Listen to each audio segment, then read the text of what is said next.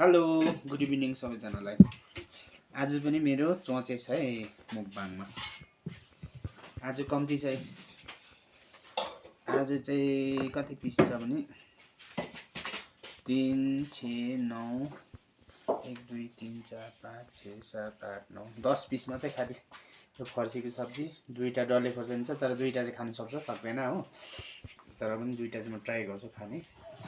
अन्त स्यालेडमा चाहिँ काँक्रा स्यालेड, काँक्रा सरी उयो मुला छ। अन्त यहाँ कालो दाल बनाएको छ। दामी छ कालो दाल। अब चाहिँ स्टार्ट गरेँ साथीभाइ। तपाईँ पनि आरामसे खानु होला। म पनि अब एकदम आरामसे 2 थाल भात र 10 पिस मासु खाएर चाहिँ ल्यान्डिङ दिने हो। गए त स्टार्ट।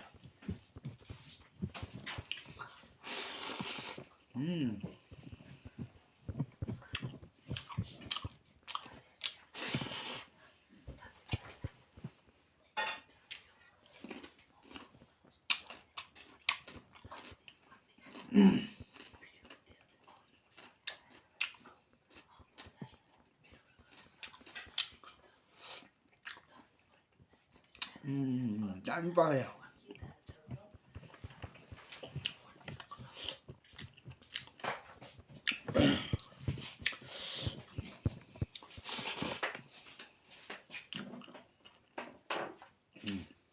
चोचे यस्तो दामी।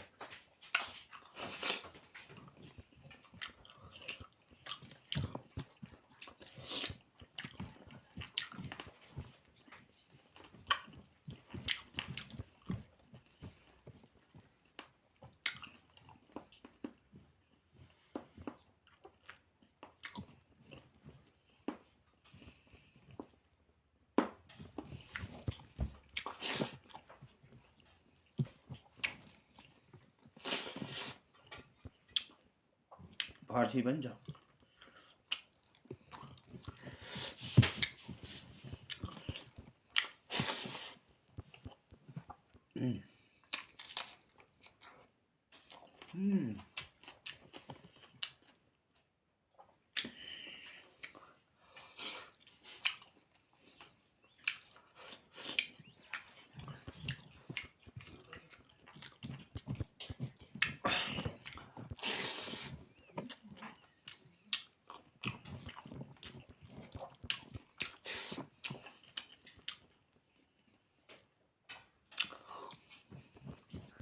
Hello everyone. So अब चाहिँ म घर अघि आइपुगेको होइन। अनि अब चाहिँ डिनर टाइम भएको नि होइन। मेरो त हाम्रो दसैँ आयो, दसैँ सुरु भयो नि।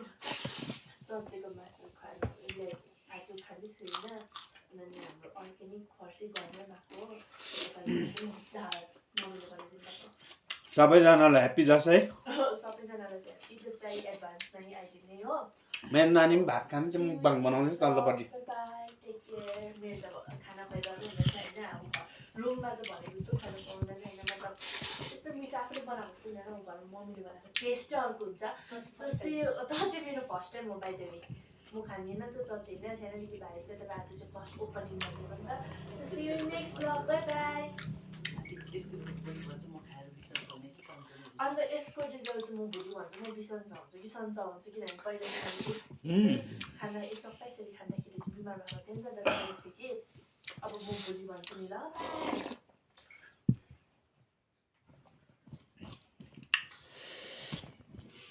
बहुत पिरो। सबले कमेन्टमा डल्ले खोर्सानी खाएन भन्दै कि आज चाहिँ सबै खाएर सक्नु पर्यो। यो सक्छ यसो भेट्नु।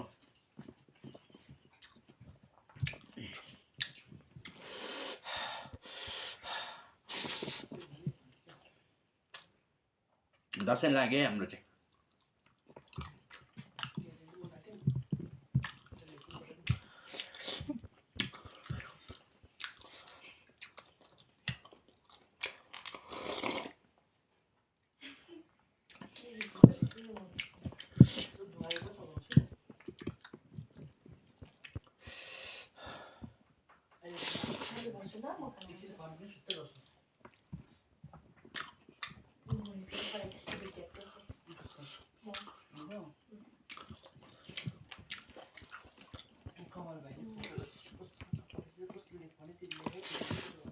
गर्नुपर्ने छ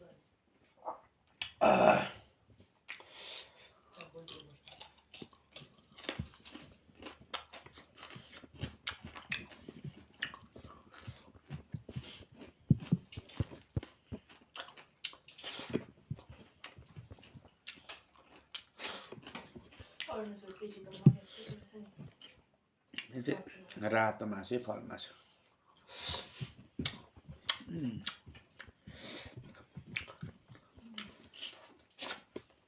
सक्यो फर्सीबाट खोर्सानी उठ्यो अब भात थप्छु फेरि माम चाहिँ मैले कम्ती थपेँ यति मात्रै मासु पनि छैन कति पनि 7 पिस थपेको छु 7 पिस अब मगाउने चाहिँ टन्नै आएको कि तर पनि खानु मन लाग्यो आज चाहिँ भात चाहिँ अलिक गिल्लो भएछ खासै कुकरमा पकाउनु भने चाहिँ भाँडा पकाएको राम्रो हुन्थ्यो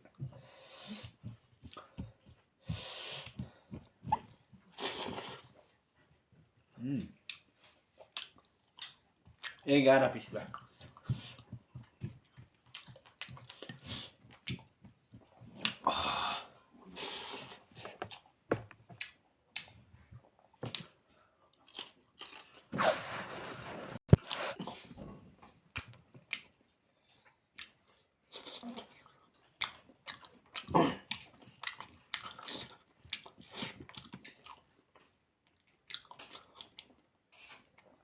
एघार 12 13 पिस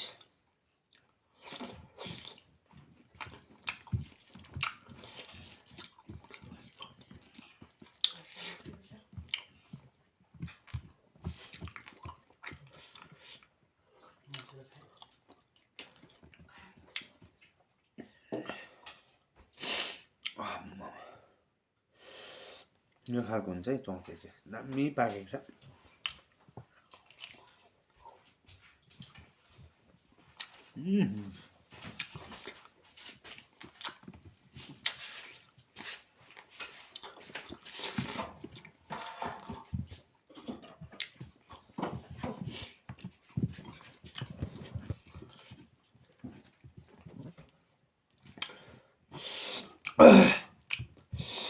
ओभरडोज खानु हुँदैन भन्छ कि हो रहेछ अब खाँदिनँ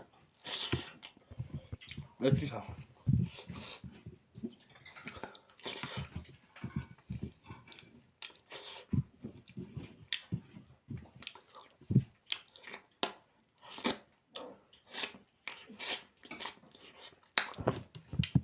सरी 2 पिस खानु सकेन 14 पिस मात्रै सक्यो बेटा खाने ल ओके बाबा सबैजनालाई सिधै भयो मेरो भिडियो हेरेर लाइक कमेन्ट सेयर गरिदिनु होला बाई बाई